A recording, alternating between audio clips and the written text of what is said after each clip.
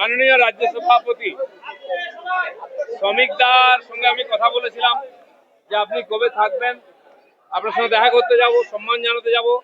তো উনি আজকে 4টের সময় টাইম দিয়েছিলেন যে আমি আছি অফিসে, এবং সঙ্গে সঙ্গে এই যে কর্মীদের দেখছেন এনারা আমাকে অনেকে ফোন করেছিলেন যে আপনি যেদিন মাননীয় রাজ্য সভাপতির সঙ্গে দেখা করতে যাবেন আমরাও যাব।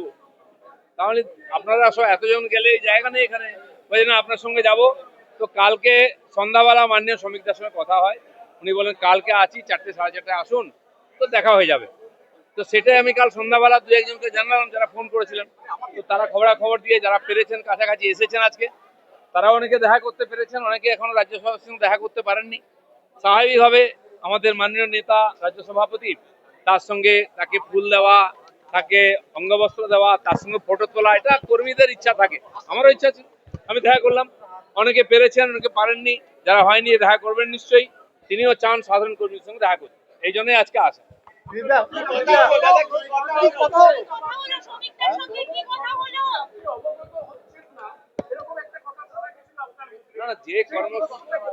যে কর্মসূচিতে আমার থাকার কথা সেখানে আমাকে ডাকা।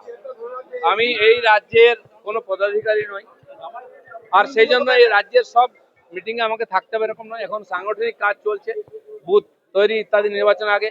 আমি আমার যে জেলায় যেখানে আমি মেম্বার, পার্টির মেম্বার, আমি যেখানে ভোটার মেদিনীপুরে, সেখানে আমি বুথে গেছি, বুথে কর্মীদের নিয়ে বৈঠক করেছি, বুথ বানিয়েছি, এখনো চলছে।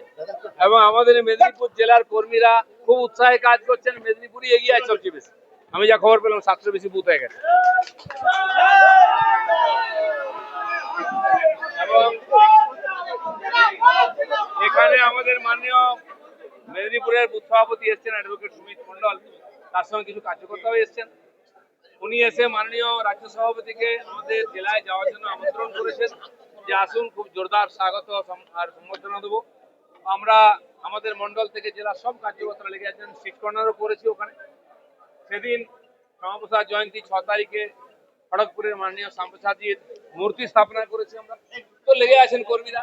মাননীয় রাজ্য সভাপতি যখন জেলা সফর শুরু করবেন, আমরা চাইবো মেদিনীপুরে প্রথমবার আসুন, সেখানে সমস্ত কর্মীরা তাকে সম্মান জানাবেন। এখন তো কমিটি হয়নি, জেলা কমিটি হয়নি, রাজ্য কমিটি হয়নি। আমি বলেছি যে আমি নয়, সমস্ত পুরনো কর্মীরা আপনার সঙ্গে আছে, সবার বিশ্বাস আপনার হাত ধরে আমরা নবান্নে পৌঁছবো। আপনি যা আদেশ করবেন, সব কর্মীরা, দিলীপ ঘোষ ও পার্টির একজন সাধারণ কর্মী, আপনার নেতৃত্বে আমরা লড়াই করতে রাজি আছি। শুনেছি মাননীয় রাজ্য সভাপতি বলেছেন দিলীপ ঘোষ ছেলেবেল নয়, তো আমি জানি না, উনি বলেছেন ওনার কথা ঠিক। তো দাম যার থাকে মার্কেটে না, তাকে নিয়ে জল্পনা, সেই তার সেলের কথা ওঠে। যাদের দাম নেই তাদের কিনবে কে, রাস্তায় পড়ে আছে। দিলীপ ঘোষের দাম আছে, দিলীপ ঘোষের দাম থাকবে, কারণ দিলীপ ঘোষের মধ্যে কোনো ভেজাল নেই।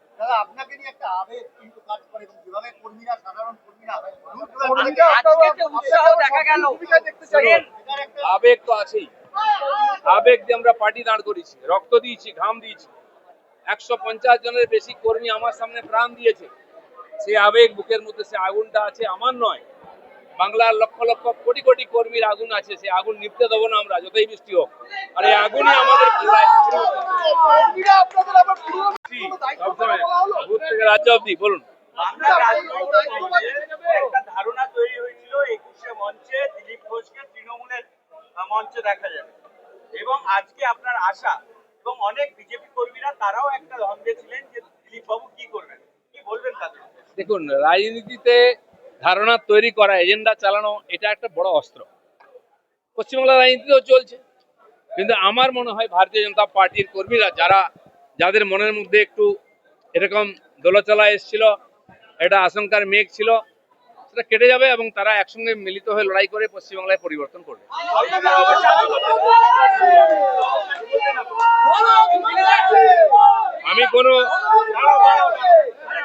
আমি কোনো জল্পনার অবসান করতে আসিনি।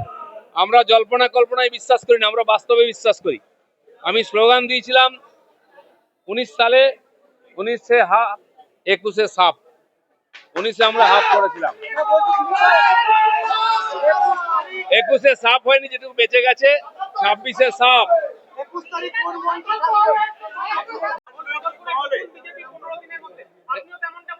দেখুন, বিজেপি নিরন্তর এগোচ্ছে। আমার নির্বাচনে কিছু ভালো কিছু খারাপ রেজাল্ট হয়েছে। কেন হয়েছে, কি ব্যাপার? আমার ধারণা শ্রমিক দা আমার চেয়ে পুরনো পার্টি, এবং আমার যখন পার্টিতে এন্ট্রি হয়, আমি রাজ্যের সাধারণ সম্পাদক হই, তার আগে উনি রাজ্যের সাধারণ সম্পাদক ছিলেন, এমএলএ ছিলেন। আর সংযোগবশত আমাকে উনি বিধানসভার নেতা হতে ওনার জায়গায় জায়গা দেওয়া হয়, এবং আমিও ওনার জায়গা ধরে হাঁটতে আরম্ভ করি। আমি রাজ্য সভাপতি হই, তারপরে এমএলএ হই, এমপি হই।